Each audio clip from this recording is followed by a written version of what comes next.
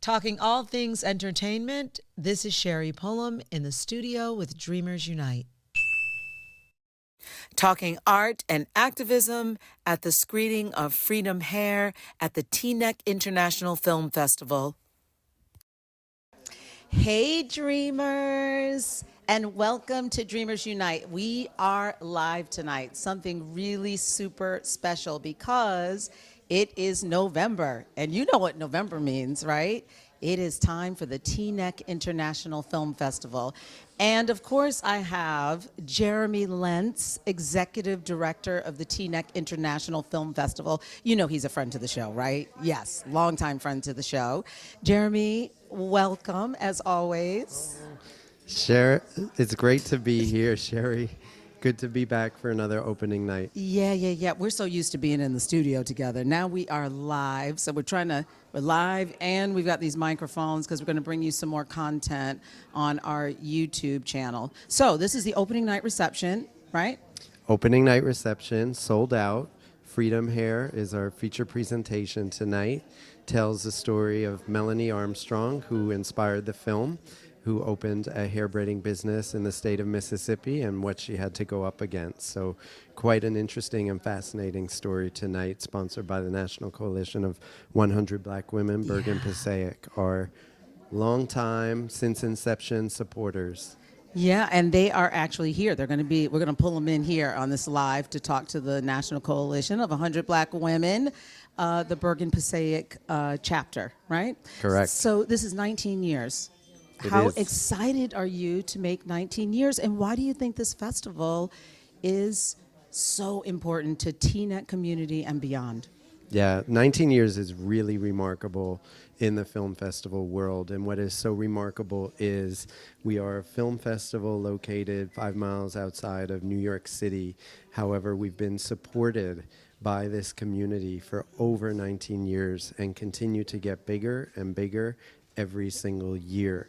And I think that's attributed to the work of our volunteers, of our staff, of our sponsor organizations in building the reputation, which has dubbed us as the film festival with a social conscience. Yeah.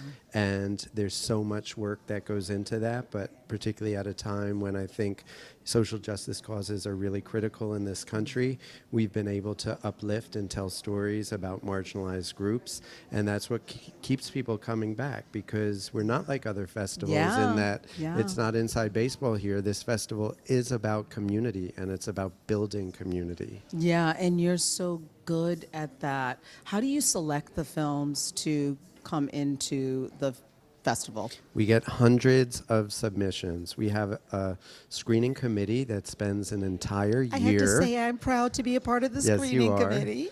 And people submit all different ways. We're on Film Freeway, which is kind of the industry standard for film festival submissions. We also accept individual submissions right through our website at tnecfilmfestival.org. And then we also have a long-standing relationship with so many filmmakers and producers who we've worked with over the years, as well as film distributors, that it truly has become, kind of this machine where we get so many films that come through, and it's really up to our screening committee to pick the best of the best, but not just picking the best, Sherri, it's about finding films that align with the mission of the sponsoring organizations that we work with, so we can tell the stories that are important to those groups each year.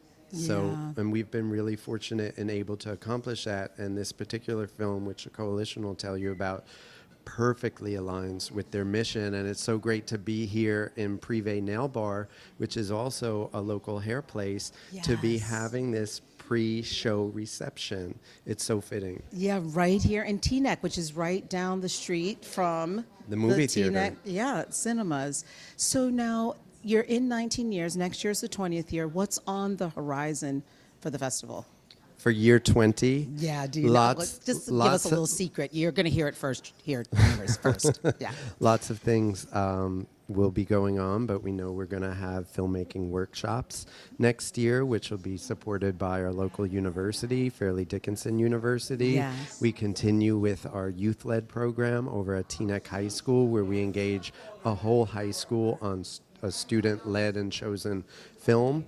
And then we continue to work with all of our partners. And next year, similar to what we did in our 10th year, we hope to bring back so much of not only the TNEC talent, but the TIFF alum that have come through this festival over the last 20 years and made us so great. So it's going to be a big year, but we're up for the challenge. Yeah, so now we talked about the future. Let's talk about the present. What other films are on the roster to be screened? And this is hybrid still, correct? It is still hybrid. So we have over 25 films that are being showcased this weekend. And as you said, it is hybrid, which means that if people aren't in TNEC and want to participate from anywhere in the country, they can buy an all-access virtual pass at tnecfilmfestival.org, which will gain them entry to the virtual film series, which also includes the powerful talkbacks that we're so known for. But as far as the in-person films, tomorrow night, the Lynx, who are our other co-sponsoring organization, are returning with a film called The Picture Taker about Ernest Withers, who was one of the most impactful civil rights photographers of his time. But there's a unique twist to his story because he was also an FBI informant. And The Picture Taker tells that story, and we're going to be joined by the filmmaker and the digitizer of over 200,000 archive prints that were needed for Ernest Withers' story. So that's going to be amazing. Film is amazing. You don't want to miss that film. And there's so many films, Sherri, to talk about. We could be here all night, and I'm excited about all of them. Yeah. But we have some great local New Jersey stories. We're closing with Politics is a Mother, Raising Hell is Part of the Job, which is the documentary about our own state senator from Teaneck, New Jersey, Loretta Weinberg. And it tells her story of her life in politics, how she went up against our former governor, Chris Christie, with Bridgegate and exposed everything that was about, as well as all the work that she did in the state legislature to pass marriage equality and was a champion for women's reproductive rights, LGBTQ plus rights, and so many other things. And we're going to be joined by her daughter, who's the filmmaker, Francine Weinberg Graft, as well as former Governor John Corzine, who Loretta ran as deputy governor with on the same ticket. Exciting. And that's closing the That's festival. closing on Sunday, the November festival 10th. So today's the 7th. And so tell us, it goes until the 14th. It goes until the 14th, and we'll be having a bonus film in person on the 14th at the Bergen County Ethical Culture Society called Join or Die. And that'll be the final film in the roster. And for people who buy the Access Pass, they have the whole week to stream on demand at their convenience. So the films will be accessible the entire festival week. Okay, beautiful. Okay, I got one last question. After all, this is Dreamers Unite. So now we've talked about dreaming with TIFF and your dreams, but what's the big dream for TIFF coming in the future? What's a good dream? So we can affirm, right? Because we believe in affirming together. We can affirm. Yeah, and how we can support and help you. And that's a great question. And to put it in context, we're a day and a half after an election cycle. And I think, TIFF does something so incredibly well, and that's bringing community together and working to unify community, build bridges, cross the divide, show how much more we have in common rather than what divides us, and create spaces for empathy, understanding, dialogue. And that is the sincere hope in the work that we do and why we come back to it. So I tell people, and I tell all our viewers who are coming here today, maybe feeling a little disappointed with the outcome, to recommit yourself to the work that we do and to the work that your organizations do, because this work is critical, especially with the phase that we're going into. But united, we will be able to overcome the adversities and the struggles, and that's what's so important. And that's why I keep coming back year after year to do this, and so do you, because it's a testament to the power of community and the power of love. Yes, the power of community, the power of love, and the power of storytelling. the power of storytelling. Jeremie Lentz, I thank you so much. It's always an honor and a pleasure talking with you. I feel the same, Sherri. Yeah, you know. Okay, Jeremie and I, we could go on and on. You know how we go on with our segments. So we're going to bring in Gail Baskerville-Norris, who is the Arts and Culture Chair. Yes, and also Gwinnett Reese, who is the president of the National Coalition of 100 Black Women, the Bergen Passaic chapter. That is more than a mouthful to say. So because we are live, we're going to have to do a little switcheroo with these microphones. But I'll just pass it on. Yeah, They yeah, are yeah. ready But to we go. could. Yeah, they are ready to go. If you have not been to the TNEC International Film Festival, it is about time that you come, get involved. It is the festival with a social conscience. And I have been just privileged and honored. They're going to take my mic off of me. Okay. So I'm going to get in the middle of them because now my voice has to project because we're live. So, ladies, these beautiful, beautiful ladies that are joining me live, to my left is Gail Baskerville-Norris, and who is the Arts and Culture Chair for the National Coalition of 100 Black Women. I don't even know which camera to look at now because I'm live, I'm looking down, I'm looking up. Forgive me. Cultural Arts Chair. And also, we have to my right, Gwinnett Reese, who is the National Coalition of 100 Black Women, the president, and this is the Bergen Passaic chapter. Ladies, thank you so much for joining me. So the first question goes to you. How did you decide you're sponsoring this? Jeremie talked about your long-standing relationship, the coalition, and the TNEC International Film Festival. So how did you pick Freedom Hair to be screened this year? Well, we were looking for a film that would express how powerful hair can be. Yeah. You know, we all have this cultural relationship with it. It doesn't matter if you're male, female, or what, but, you know, it's beautiful. It beautifully explores hair and how it's important to culture. Yes, and in particular, our culture as Yes. Black women, right? Yes. And what does it mean to be, free in our hair, Right. and to be able to wear our hair the way we were born with, Absolutely. right? Absolutely. So, what does the relationship mean with the TNEC International Film Festival? What does that relationship mean to you It and to the coalition? It absolutely means everything to the coalition. We were the first partners for the TIFF International Film Festival. That partnership was secured by one of our emeritus members, Jeanette Curtis Radeau. Yeah. And although she's emeritus, she's still very active in TIFF. That's how it's important. It's how important it is to her and to the community and to the NCBW organization. Yes, yes, yes, yes. Well, we are just glad, I'm glad that the coalition is still here.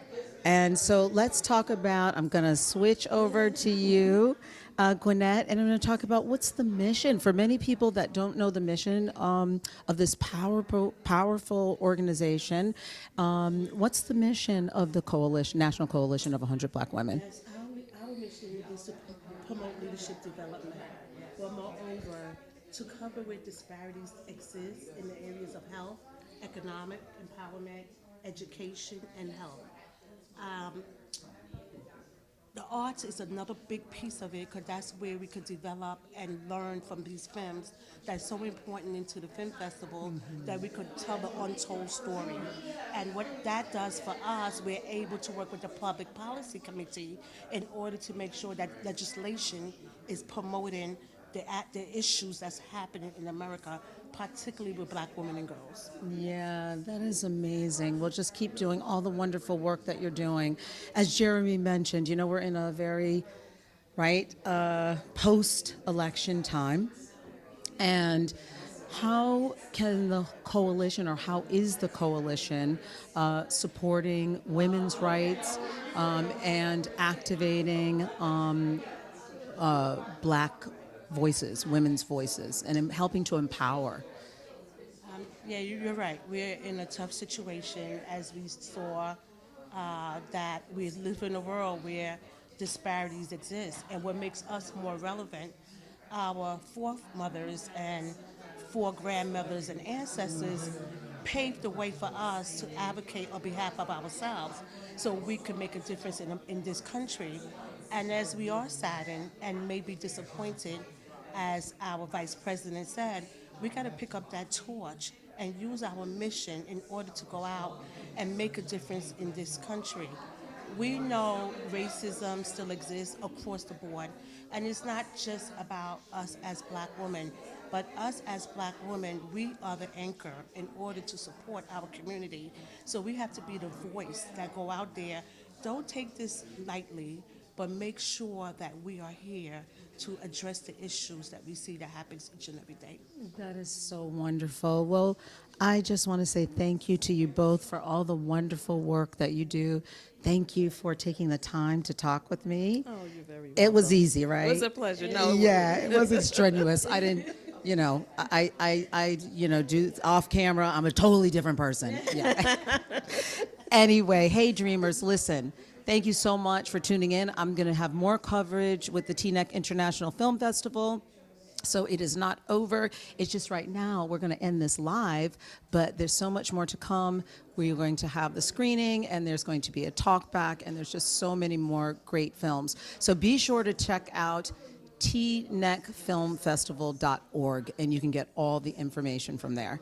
We are here continuing our coverage with the TNEC International Film Festival, where we had this really lovely cocktail reception at Privé Nail Salon. And I am here with these two fabulous owners of the salon, and I want them to share their story and their journey. And first, I'm going to have you introduce yourself, and you wear many, many hats. So let you introduce yourself. Okay, thank you so much. So my name is Alcione Wilson, and I am actually Brian's mom, and Brian is the owner of Privé Nail Bar. I'm also the Consul General from Jamaica to New York, but I'm not only responsible for New York, I'm responsible for 33 states, plus Puerto Rico and Bermuda. And, you know, I am so happy that Brian was able to host this cocktail reception this evening. It actually means a lot to us. During Hurricane Beryl a few months ago, we received a lot, Jamaica that is, we received a lot of support from the town of TNEC by way of the mayor, who called to offer his support. So, you know, when I heard that they needed a space to host this reception, it was a no-brainer to ask Brian to facilitate. And so I am happy that you guys are here. Brian? Brian, so tell us a little, this is very impromptu. We're working it out. So Brian, tell us, how did this get started, this beautiful establishment, not only in this space, but the nail bar. Yes, I said salon, nail bar, correction. And then you can tell us exactly where it's located, how people can get in touch with you. Sure. But first, how did you start this? So this used to be a gym, used to be Club Fit here in TNEC. So it's located at 410 Cedar Lane in TNEC. So it used to be a gym. We subdivided it into two separate spaces. We made next door the nail salon, this side the barbershop. It has two separate entrances, so to the curb it seems like two separate businesses, but it actually is one business that we just divided. So we got the space in 2018. We went through COVID, all the motions to try to get it open. We finally opened in about May, so we're just getting the business rolling at this point. Yeah, and I have to say, it's beautiful. I went over next door, and this is my first time visiting, but I will be back. For sure. Oh, I'm coming back and get these. Maybe we'll have to come with Dreamers and show my before and after when I get done. Yeah. Tell people how they can get in touch with you. Sure. And your socials, your handles, all that. Sure. So we do have a phone number. It's 201-345-0150. Our website is privenailbar.com. We are on Instagram also, Privé Nail Bar. So that's our three handles. 410 Cedar Lane, TNEC, New Jersey, 07666. Amazing. Thank you both so. He's doing a fantastic job, and I want to let you know that this is actually his very first interview. So you talk about, at Dreamers Unite, we do make dreams come true. This has been a dream of yours, right? Yes. Yeah. Really quickly, story? Yes. I am fascinated to see him this shy because Brian worked at BET for about 7 years and at BET Television where he dealt with all kinds of celebrity and media related. So it's amazing to see him this shy. Well, Brian, you didn't tell me that little secret. You were over at BET. Yes, for about 7 years. Yeah, what were you doing there? Account executive in the advertising department. Ah, you were in the advertising department. So you were behind the scenes, not in front of the camera. No. So, Mom, in his defense, I get it now. I get it. Well, this was really lovely. Thank you so much. We are continuing our coverage with the TNEC International Film Festival, and we are here at opening night.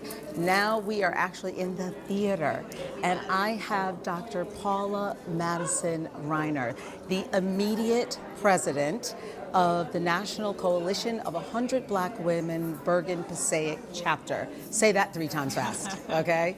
Yeah, and the last time I interviewed you, you were the president. I was the president. That was a few years ago. That was a few years ago. Well, it's always good to see you, always good to have you back here at Dreamers Unite. Thank you. Yeah, so let's talk a little bit about the film. Let's talk about Freedom Hair and why you feel this film is so important, especially now, I think. Absolutely. You know, a few years ago, they passed the Crown Act, where African American women particularly, we like to diversify our hairstyles. You know, our hair is our freedom. We express ourselves in our hair. If you look back to slavery, the slaves would draw maps in their hair. So it's so important that we represent ourselves and our culture and our history with our hair. So I'm so excited about this film and what it represents for us. Yeah, and it's such a beautiful film. It's so beautifully shot. I haven't seen it yet. As well. Oh, you haven't seen it? I saw it. Yeah. Okay. Yeah, I saw it already, so I won't be a spoiler. No. Yeah. So what about now, you know, we're in post-election time, and what do you think we can do to activate people of color, to activate our voices, especially women of color? Yes, you know, with the election just ending and the first African American female running for president, Yes. This film has a lot of meaning. You know, Black women, I think, sometimes don't get the representation that they deserve, and we kind of saw that, unfortunately, in the election. So this film has a lot of meaning as African American women, again, to express ourselves, what we represent, and just to show the world our fierceness.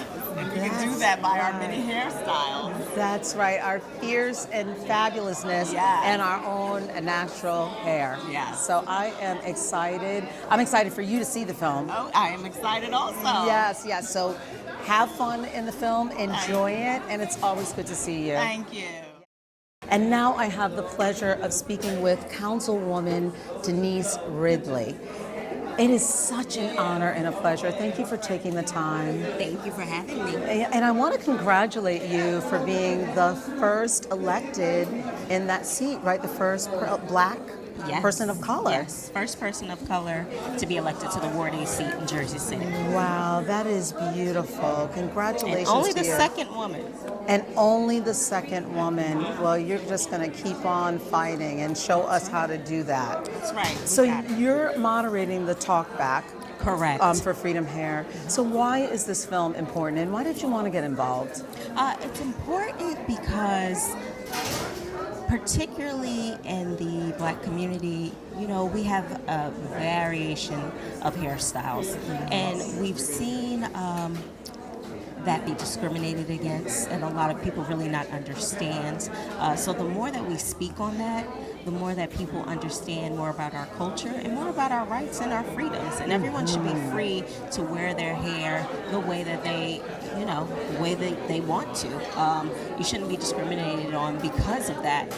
And this film showing tonight is very important. Opening night being sponsored by National Coalition of 100 Black Women. I am a member. It is imperative that we take those steps to educate people so that people are aware of the different biases, and we can hopefully change some of those opinions. Yeah, and I think education is the key. So speaking of education, how can marginalized communities, how can, really all of us, but in particular, how can marginalized communities support one another, especially during a time like this? You know, the best way for us to support one another is to join in, learn about each other, right? Because there's more than one marginalized community, as you just said, communities. That's right. And there may be some differences or things that we don't even understand about each other. So the more that we learn about each other, the more we learn how our fights are similar and our Yes. causes are similar, the more we can be supportive of each other. And you get so much more accomplished when you join together. It's difficult sometimes when you're fighting as one person, even fighting as one group. But when you join in with people who have similar vision, similar objectives as you, that makes that fight so much stronger. Yeah, it makes it stronger. And speaking of joining in the fight, there are so many people now that want to know how can they activate politically. What can they do to activate? I would say it starts locally. It starts at the local level with your local officials, your council people, your school board even, because our children and what's going on in the education system is imperative for us to get involved in. So I would start locally. Make sure that you're going to those meetings. Show up at your local school board meeting. Show up at your council meeting. Find out what the issues are at that local level. And, you know, things blossom from there. Then you can move on to figuring out what we're doing at the state level. What laws are people pushing for? A lot of the times us locally, we push at the municipal level, at the council level, for things to get done at the state level. So we're tapping into our legislators at the state level and saying, hey, we have this issue here. We need you to push this at a higher level, see if we can get this passed. So you learn a lot just by going to those local meetings about what is going on in your state, what's going on nationally, and what's going on globally. All those issues come up. So start at the local level. Start at the local level. That's such wonderful. That's like a wonderful offering. And start to really open your eyes. Yes. And educate yourself is the Yes. other thing that you said. Right. And have some empathy. Right? Correct. And some storytelling, sharing our stories like they're doing tonight at this film festival. Correct. I thank you so much for your time this evening. You just keep striving. I did have one other question I wanted to ask you. Okay. What do you think is one of your biggest challenges right now with boots? You know, you really are, like you said, that local level is really the boots on the ground. Correct. So what is maybe the top challenge do you find with your constituents? One of the challenges that I always hear is a lot of people will say, you know, well, I didn't know that was going on. I didn't know that was happening. So finding new ways to communicate with people is one of the big things that we have to do in government. This is a very unique time. Technology is more advanced than it's ever been, but we still have a lot of our senior population that are not on their phones and not on our social media platforms. So a lot of things are going out on social media, and we're missing that that population that is not as tech savvy. So finding that balance right now, I think in government is an issue that we definitely have to tackle. That's one of the things I hear a lot: communication. How do we let everyone know what's going on? Yeah, and you know what? Technology can be used for such good. It's not always used that way, but it really can be. Yes. Thank you so much again for your time. Thank you. I appreciate you. And just keep going out there, keep standing strong, and keep inspiring people higher. Thank you We so much. I it. appreciate you. Thank you. And I have the pleasure of being with Senator Angela McKnight. Thank you so much for joining me and spending some time to talk to me. You actually wrote the legislation for the Crown Act. So first of all, tell us what is the Crown Act, and also what's the acronym for Crown? Yeah, we'll start there. All right, well, you know what? Oh, it's rolling. Hi, thank you so much for allowing me to be here today on this momentous occasion for the Freedom Here movie. In 2018, Andrew Jackson, a wrestler, had two choices. He either had to cut his hair or forfeit his wrestling match. And he decided to not forfeit. And they butchered his hair in front of hundreds of people. And I was sitting on the couch and I was watching TV and the news came on about it. And the light bulb clicked. Wait a minute, I'm a legislator. I need to write a piece of legislation. So I decided that you should not be discriminated against how your hair looks, right? Our hair is how it is, how it grows out our hair. Yeah. And to have a teenager be disrespected, I had to do something. Yeah. So the Crown Act allows us to include hair in our discrimination law. That's So beautiful. just as well as you can't discriminate against race, religion, you cannot discriminate against hair. And on December the 18th, 2019, Governor Murphy signed it into law, which is 1 year anniversary of when that happened to Andrew Jackson. Wow, congratulations. That's huge. Yes. Now, while I was doing the legislation, I came to realize that California and New York were working on the Crown Act. I had no idea about the Crown Act. I did it because of Andrew Jackson, but we came together collectively, and New Jersey became the third state to implement, to sign into law, the Crown Act. Yes, that's beautiful. That is beautiful. So now with this film, Freedom Hair, how do you think this can impact young girls or young women or even young men? Well, it's about representation. Yeah. It's about the stories.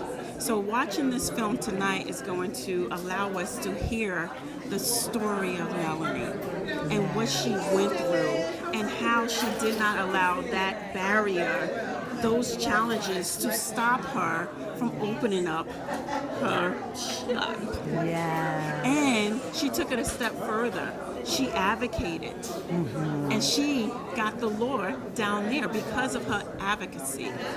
So I am so happy that we are here tonight, and for all the people who will be watching this amazing film tonight, it will bring awareness, it will bring education, and it will spark in people that you too can fight for a cause that will make a lasting impact on the community. Yes, and that is one of the things I love about this festival, is that you really can ignite that spark to say, how can I get involved? Because I always say it starts with the eye, right? Because you were on your couch, it started with the eye, watching and saying, what can I do about it? So that's my last question for you is if people, listen, we're in post-election and we just came through really a tumultuous time, this election for many. It took a lot on all of us, really, in this country. So if people want to activate and get involved in their political system, what do you think the best way is for them to do that? The best way, and there are multiple ways, but the best way for you to get involved is to meet your legislators, meet your mayor, meet your council members, meet your committee members. You need to know who is representing Meet Senator Angela McKnight. You need to in know the 31st district. In the 31st district. That's so right. I cover Bayonne, Kearney, and parts of Jersey City. Beautiful. So get to know who they are, find out what their policies are, and when there's an issue, go to them because they represent you. We represent you. So don't be afraid to say, hi, can I talk to you? I need your help. There's an issue. It starts with a conversation. When there's an issue, find a solution. And one way to find a solution is by going to your elected officials to say, hello, there's an issue. I need your help. Amazing. Okay, you don't know this, but on this show, I catch a lot of nuggets. And I'm catching this nugget from you, okay? If there's an issue, find a solution, right? And that is to open up a conversation. And it's really, if you want to get politically involved, it's really great to open it up with your legislature branch. Yeah, so, okay, listen, I'm catching it from you. Give me that nugget. Give me that nugget, and boom! That is my first nugget of the day, of the night, coming you. from Senator Angela McKnight. Thank you so much for having me. Oh, you're And to all welcome. of your viewers, thank you, and do something. And do something. Thank you so much. It was a pleasure. I feel like I got to give you a hug. Yes. Yes, Hug. thank you so much. I'm a hugger. Oh, I am too. It was just a beautiful interview. Thank you. I Thank you so appreciate much. it. And I have this lovely, lovely lady here. She is Finelle Anderson Tyre, and she is owner of Nuloc. So I want her to tell you, there's a lot of different names to Nuloc. So I'm going to let Finelle tell you her Nuloc boutique salon and a little bit of her story of you into natural hair. Yes. And how did you start and open up your salon? Well, I was inspired by my son, There you who go. is the barber, who wanted to open up another barbershop in Teaneck. And I said, Teaneck needs another barbershop like Custard needed Entrance. We should venture off into natural hair. So why don't we open a natural hair care salon and you be the only barber? And that's the uniqueness of the shop. We focus on all natural hair. And we were the first of its kind in Bergen County. Wow. And no chemicals. Love all that. natural. Love So him and I incorporated in 1998. And then in 2000, he opened up the Chop Shop, and I stayed as Nuloc Natural Hair Boutiques. And we had a salon in Harlem for 18 years. And during COVID, we closed up. And we have 3 salons right now. Nuloc Natural Hair Boutiques in Teaneck, the Chop Shop Barbershop, and the Chop Shop Mobile Salon. So, Do you have a mobile salon? yes, we do. Wow. And so Yes, we how do. far do you go with this mobile salon? As far as we can go. Wow. Till the wheels fall off. Until the wheels fall off. We're here to service the community. I love it. I love it. So, Freedom Hair, it certainly does align with your passion, but speak more to that. Absolutely. Freedom Hair is a story of a young lady who wanted to make a change. She wanted to become an entrepreneur. She wanted to work for herself, and she wanted to braid. And because of the Board of Cosmetology in Mississippi and as many other cosmetology boards, you have to be go to cosmetology school. And often those schools don't offer the services that we provide. I mean, this is a culture. Braiding is a culture. It's passed down from generation to generation to generation. Our mothers did it. Their mothers did it. Centuries. So how is it that we have to go into an establishment that doesn't know anything about our culture and have them okay something that we have been doing for centuries? That's right. So it didn't make any sense. So she fought for that.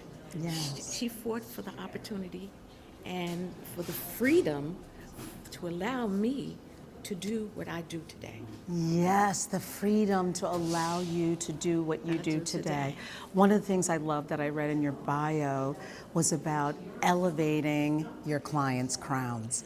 I felt like when I heard that, I'm like, what does that mean to you to elevate, number one, our crowns, and number two, how can we as Black women elevate ourselves, especially in this critical time, even more, and elevate our well-being? Okay, first we have to believe in ourselves. Embrace our natural beauty. When you get up in the morning, you're faced with looking at yourself. Embrace that. And what I do is I encourage women to accept that. I bring out the natural beauty in them. I treat them with tender, loving care. And it's not just about the hair. Yes. I care about you from head to toe. That's beautiful. You know, and I want to provide a service where you get excellence, Black excellence, and a place that you are proud to come to, that you can appreciate, and your culture. I'm coming. Please do. I want to come. I got a chair for you. You got a chair for me. I got a chair for you. I am Finelle. I'm coming. You better. I'm waiting for you. I'll be there, okay? And maybe I will. Yes, I am. You're going to give me your info? Absolutely. Yeah, and Absolutely. I mean, how many salons again in this area? We have one natural hair boutique, one barbershop, and one mobile shop. So Amazing. And if people want to find you, how can they find you on social media? I'm on Instagram. And Okay, I'm on what's your Facebook. handle? Nuloc Natural Hair Boutique, the Chop Shop Hair Boutique, or Finelle Anderson. All right, or Finelle Anderson. Finelle Anderson, it was such a pleasure, such a Thank you, my delight. queen. Oh, Thank thank you. you, my Thank queen. you. I feel elevated. I feel really good. That means I'm doing my job. And I'm doing mine. Quite naturally. Don't get me started. Thank you so much. Thank you. All I right. appreciate the opportunity. Oh, I appreciate you being here and your time. Thank you so Thank much. you. I will be visiting. All right. Okay, at last, the moment you have been waiting for. So my team says, it's a dream come true. And it is a dream come true because guess what? I have Melony Armstrong, who is responsible for creating this beautiful, beautiful film, that Freedom Hair, that we've been talking about. You're the executive producer. This is your story. Yes. And your journey. So I want you to just tell our viewers a little bit about your journey, and then how did this film, this beautiful, which I've seen, it's lovely, come about? So I'm Melony Armstrong, and the way the story came about is I actually dropped out of college in my senior year to pursue my dreams as an entrepreneur. And I decided that I wanted to be a professional hair braider. And I called my state agency, the Mississippi State Board of Cosmetology, to find out what I needed to do. And I was told that I needed to get a 1,500-hour cosmetology license. However, in the curriculum, there was nothing including hair braiding. And how tough was that fight for you for that legislation to be able to get your certificate so you could keep your salon open? It was very tough. I remember I made a phone call to the State Board of Cosmetology, and I was just saying, this doesn't make sense. Why do I have to get this license when your curriculum does not include anything regarding hair braiding? And the person on the phone says it's because it's the law, and if you don't like it, change the law. And so then how did you go about doing that? So what I did, I was fortunate because I was at my wit's end. I was frustrated. I was mad. I was upset all the time because I was literally working from sun up to sun up. Wow. And one day, a friend of mine gave me a number, and she said, call this number and ask for this person. Little did I know she was putting me in touch with the Institute for Justice, who later came alongside me and helped me fight. Wow, and fight you did. Well, it is a beautiful film, and I see that you have got to go because I see the wrap-up sign because the film is about to start, and I could talk to you so much longer, but I just want to thank you for your hard work, for your dedication, for your inspiration, for all of those things, and I just wish you so much joy and success. Thank you. Yeah, thank you. Thank you. Thank you for making our dream come true. Thank you again. Well, dreamers, that wraps up an unforgettable opening night at the Teaneck International Film Festival. I hope you really, really enjoyed this episode. TIFF is more than just a festival. It's a catalyst for conversation, connection, and collective action. And Melony Armstrong's story of Freedom Hair reminds us of the strength it takes to stand up, speak out, and inspire change. So if you're inspired by these stories, please don't forget to subscribe, follow, and share to stay connected and spread the word. We could really use your support to keep building this community of dreamers, creators, and change makers. Thank you so much for joining us, and stay tuned for more inspiring content, because now is the time for dreamers to create the world we wish to see.